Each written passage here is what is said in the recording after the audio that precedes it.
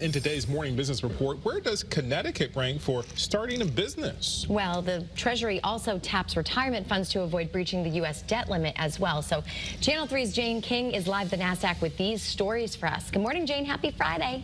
Hi, Wendell, Nicole. Happy Friday. Well, the Treasury Department beginning to use some special measures to avoid a payments default after the federal debt limit was reached late yesterday.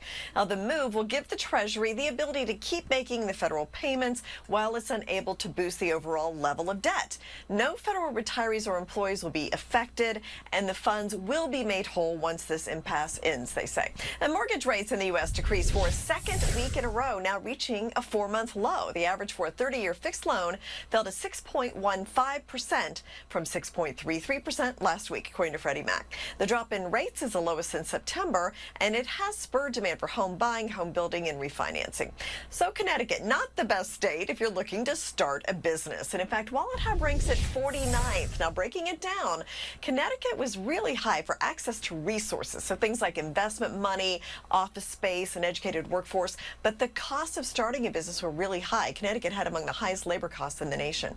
And stocks closed lower yesterday. All of the major averages are on pace for their first negative week in 3. Pretty quiet this morning. The Dow's pointing 18 points lower. Live from the NASDAQ market site, I'm Jane King. Back to you. All right, thanks, Jane.